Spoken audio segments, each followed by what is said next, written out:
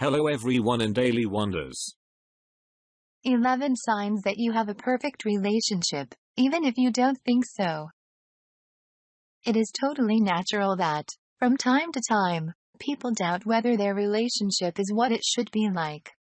Your family may be different from the family you grew up in, and that's also okay. We at Daily Wonders channel have analyzed the signs of unorthodox relationships and found expert opinions on why many couples don't follow the stereotypes and are still happy. You don't talk a lot. You can be together in silence for a long time. You don't feel uncomfortable and you don't have to talk all the time. Dr. Roni Beth thinks that the couples that can't just be together in silence, doing their own thing, have a very special connection. My dad always told me that all I needed to do to make friends was to be okay at talking, good at listening, and excellent at keeping my mouth shut. Being able to be happy in awkward silence is actually truly loving silence. It says everything words cannot. You go on vacation separately. The number of people who go on vacation without their partners is growing, with around 1/3 of American adults admitting they go on solo trips. It can even make your relationship stronger. If you truly love your partner, you will miss them. At the same time, you can do whatever you want. For example, you can go and visit museums while your partner is out somewhere climbing mountains. Last summer I needed a break, and my husband couldn't take the time off with me. I was pretty discouraged but took the time off without him. I spent the morning hiking in the mountains by myself, and took myself out to eat for lunch, and took myself shopping for me, and not my kids. It was probably the most relaxing day off I'd had in a long time. It gave me time to refocus, and take my own sweet time to enjoy the day. I didn't have to wait for kids or keep up with them, and I didn't feel rushed to go fast because of my husband's busy schedule. It was my time. And I think every married couple needs to take a break without the other one. Even if it's just one day away, it is a good thing. Your partner doesn't spend time with your family. If your parents and your partner get along well, that's great. But it's far less pleasant if they don't like each other. This doesn't have to be a source of conflict, though. Your partner doesn't have to take part in family dinners with your parents, but he or she can still love you and respect your relatives. You just need to set the ground rules as soon as possible. Don't try to turn your parents against your partner and use them as a weapon to control him or her. You have different views and interests. Dr. Mark White thinks that people overemphasize the value of similar hobbies. In his opinion, common interests may just help people ignore their problems and prolong a relationship that is no longer viable. Psychologist Diane Barth thinks that most of us need someone different from us, to make us strong and make our lives richer. My partner and I don't like the same music, art, books, or hobbies. And we have very different friends, but we agree about the core stuff, like he understands my ambition, he knows I am not the housewife type, things that matter.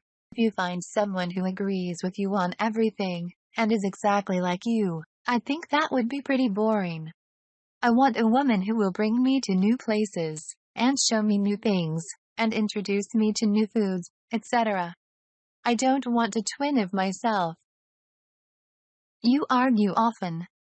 Sometimes when you are very angry with each other, you have arguments. Dr. Elizabeth Dorrance says that the people we love the most get the most of our negative emotions. On the other hand, conflicts are good for relationships, because they indicate that you both need to change something. It is important to be able to end conflicts on a positive note and admit your mistakes. I have friends that love having intellectual battles between themselves. It's how they connect to each other and express their love. No matter how angry you are at one another, you will still go out of your way, or they will go out of their way to help. I'll be wicked pissed, but I'll angrily make my wife her favorite dinner even though I don't want to eat. No matter how angry we are at one another, It usually only lasts for a short period of time. We will never sabotage or try to teach the other one a lesson. Many times, it ends up as us both apologizing to one another. Arguing and getting angry is just part of the relationship and unavoidable. It is how you deal with it that sets it apart from a healthy relationship versus a bad one. Your partner takes criticism from you seriously, without immediately trying to turn it back on you. If the converse is also true, you two stand a great chance of going the distance. You don't try to please each other at your own expense. You don't do the things your partner doesn't like doing for them. You do the housework together. Psychologist Atalanta Beaumont is against trying to please your partner a lot.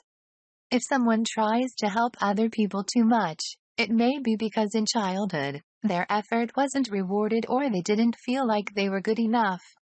If you try to please everyone, you end up sacrificing your own needs sometimes. It's okay to displease people. You can't make everyone happy, and if you could, that'd be worrisome. You sleep separately. You sleep separately because one of you snores in their sleep and the other one wakes up to the smallest noise. Psychologist Catherine Schreiber says that more and more couples are sleeping separately nowadays. Scientists at Ohio State University prove that healthy sleep is far more useful for a relationship than sleeping together. For years, sleeping in the same bed did not work for us. It caused a lot of friction between us. When we started sleeping apart, we became a better couple. A good night's rest without the other complaining about snoring or the hugging of covers can do wonders to one's psyche. We laugh more and are relaxed when we quietly say goodnight and leave to go to our separate rooms. You don't have kids. You both accept this fact and it's okay for both of you. Psychologists say that childless couples are often happier than those that have children. My husband has recently started his own practice, whereas I've gone back to being a full-time student doing a PhD in an area that I love. We tend to break up our work routines by visiting different countries every few months, to give ourselves a break, clear our heads, come back and work in our respective areas again. It is always an amazing experience to visit new places and learn about different cultures. On the weekends, my husband plays as part of a band and they occasionally do shows together. I volunteer at an animal shelter and have started taking French language classes, as it's a language I've always wanted to learn. If we had kids, we would probably not have the freedom or the time to pursue our own interests and passions. You spend less time together than you want. You can't spend a lot of time together, but you don't worry about it. You trust your partner and you are sure about their feelings. Of course, how much time you spend together is important, but according to psychologists, how you spend it is way more important. Doing something together has to make both partners happy. They learn to anticipate your needs instinctively. Very early on when I was dating my husband, I felt he was distant at a time when we were both quite busy. I never mentioned it to him, but I felt he was distancing himself and I wanted to respect that without conflict. Later he sent me a handful of messages saying he felt he'd been distant and missed me. It takes a long time to accept each other. All of us have our own flaws and it sometimes takes people time to accept them. Psychologists say that accepting people doesn't mean we should agree with what they do. Acceptance is agreeing with reality, without trying to change it. Just imagine how much a relationship with someone would improve if a person feels that they are totally accepted. It's taken about 7 years with my husband to start to criticize him less, but every so often I still get that initial gut reaction of, I'm a bad wife. My partner grew up slightly poorer than me, but we kept many of the ideas that worked for us. Like how one of us was raised, for example, to get concerned when food was running low, compared to being raised with the thought that we have to eat everything and not let anything go to waste. Then, it's a conversation you have to have with them. It was a sin to let food go bad, rather than keeping a stocked fridge, and if something went bad then you just tossed it out. You express your feelings in different ways. You can have different ideas about how to express your feelings. For one of you, words are important. For the other one, actions, hugs, and other things are important. A study shows people who stay in a marriage for a long time treat buying food or cleaning at home as a way to show love and care. It's important to know the way in which someone best expresses and best receives signs of love affection. A lot of guys are physical lovers, meaning that they best receive signs of affection through literal physical affection, like a kiss or hug that wasn't asked for. On that same token, they might have a partner whose love language is something like the written word or speech. These kinds of people love to be told, in elegant and profound ways, about the feelings their partners hold. Things like love letters, long talks, and friendly notes make them feel appreciated and show them the true feelings of someone. What is the definition of the perfect relationship for you? If you liked the video, do not forget to subscribe to the channel and press the like button. Thanks for watching.